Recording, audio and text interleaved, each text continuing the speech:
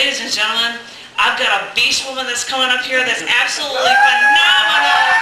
So give it up for her. There's nothing about awesome stuff coming up. Please, ladies and gentlemen, I'm going to do some shameless promotion on November 19th. I'm part of Cafe Cabaret, and myself and David Budo 309 and Angie O and Aaron Mulvaney and Jim Kane and Jillian Erickson are going to be doing an amazing variety show.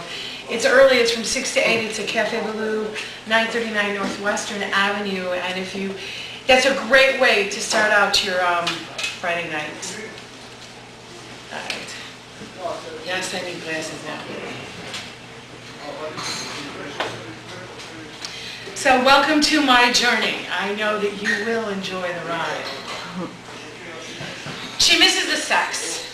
34B, sleek perfection, once the object of lust and desire, now of breast pumps and sterilized bottles. She longs for that black lace corset and matching thong. She misses the man, his fingertips, the wetness of breath against flesh, his fragrance between her thighs. She was always supposed to be first. But now its tiny hands and little fingers reach out, angelic face, doe eyes stare up, hungry. Reality, with a tug, with a clench, breasts swollen and tender, nipples bruised and bitten, she wears the pain like a badge of valor to motherhood. Without her consent, love and regret, without her consent, flow love and regret, confusion and pleasure, anger and ecstasy, all bottled up in liquid form. This purring little kitten has somehow transformed into maidservant and Madonna, breasts to be chaste and revered, the givers of life and colostrum, not to be touched or fondled or licked. She misses her scent of Chanel, of jasmine, of lavender. Now it's spoiled milk and baby powder and stinking diapers. She craves Victoria's Secret, hates Baby Gap. Her skinny jeans laugh from the confines of the closet. Life gives life. She gets it. A long ago dream has now come true, a childhood fantasy realized. But no one ever talks about those dirty little secrets. This is not what she had bargained for.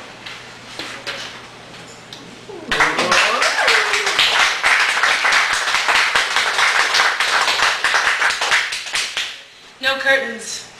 No shades. On exhibition each time I walk through that door. Because they said I had no rhythm, because I am free from the constraints of ill-fitting clothes, because there is pleasure from the wind against my flesh, because there is beauty in something other than a size 2. I love to dance naked in my window.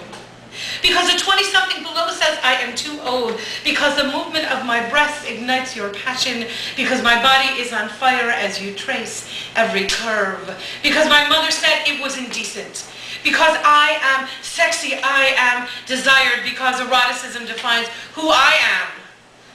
I love to dance naked in my window, because I can.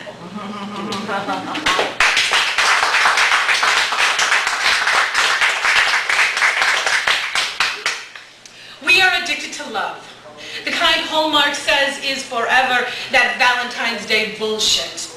Commercials filled with puppy dogs and diamonds and cheap perfume. We fall prey to it every time, and Venus has transformed into pimp. Selling her ambrosia to the highest bidder, we long for that quick fix, sweet juice of pleasure and lust penetrates skin, syringes of exhilaration pierces hearts, false joy courses through veins, and for a moment we believe we are happy, and then it is gone. There is this dream of a warm and liquid romance. Waves of crimson violet wash over my body. I float on a river of kisses and sonnets and pink champagne, and yet I am parched, so thirsty for more. That sweet, salty taste of skin, that wetness of breath on flesh, that pungent scent of bodies intertwined, and Venus is always there, pushing and pushing, just behind the veil, her bittersweet nectar, her love narcotic. If illusion is truth, and truth is blurred by fantasy, then what is real anymore? If Venus is my reality, then I think I will drink full of her liquid pleasure, no matter the bitter aftertaste.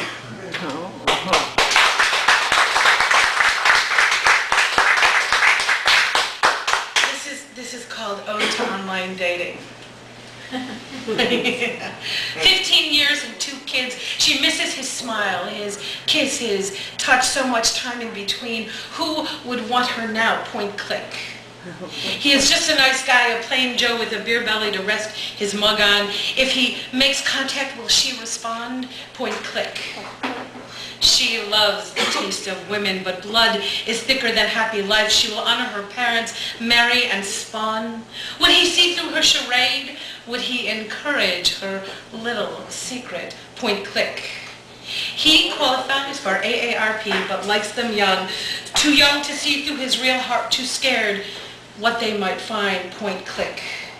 She trusts enough to text her number. Entertaining conversation is the promise. What she hears is this deep moaning. Want to cyber with me, baby? I know you want to. Point click. He has one mistress, love only for ledgers and portfolios. This is what gets him hot. But what about sex? Can he find just sex? Point click. Yesterday was 39, today is 40, from sexy beautiful to jello and crow's feet in just one day. Why does age have to be such a cruel friend? Will anyone see past this middle-aged condition? Point click.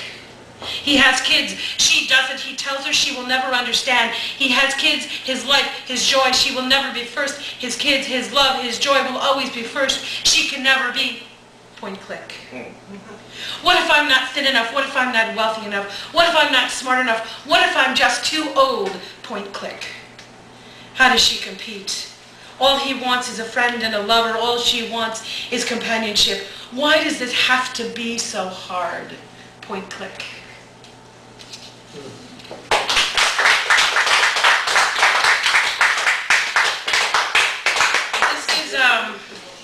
This is my ode to being politically incorrect. It's based on an old memory. I am 6. The world is exploding around me in the name of religion and freedom. Napalm and lotus blossoms pierce our bellies. We are hungry for tie-dyed ideas and drug-induced syllables. Black and white holds our bodies hostage as technicolor slowly bleeds into our brains, and a black man preaches about something called equality. I'm 6. My world revolves around bozo, ham sandwiches with daddy, visits to the Limehouse. How much can I understand? How do you teach a suburban kid that white isn't always right? We have become the experiment. Pawns to be shuffled around, all in the name of integration. A big yellow bus transports us to worlds unknown, where schools smell of mold and paint chips and urine. There would be no real interaction, no conversation. We are here just to be entertained with song and dance. She sits across the table from me, black as midnight, covered in a white tutu, smooth dark chocolate floating on a cloud. I don't know her name. I never think to ask. Does she wonder about me? My clothes as plain as the sugar cookies on her plate? Can she pronounce my name? Does her mommy feed her peanut butter and jelly? Take her to the movies? I want to pat her beautiful skin. It's just like mommy's velvet coat. Teacher, she is so chocolate. Pale skin morphs into red fire. Crack across knuckles. Never talk like that. Why? Smack across hands. It's bad. It's wrong. But why? Painful imprint, red welts across palms. Such confusion. Why? She is the color of my grandma's chocolate fudge brownies. I love my grandma's fudge brownies. Why? A plate filled with pure snowflakes does not a healthy diet make. There's chocolate and licorice and candy apples and corn, which can satisfy this new hunger. But how much can a body absorb in just one meal? I'm 6. What the hell do I know? Yeah. Oh.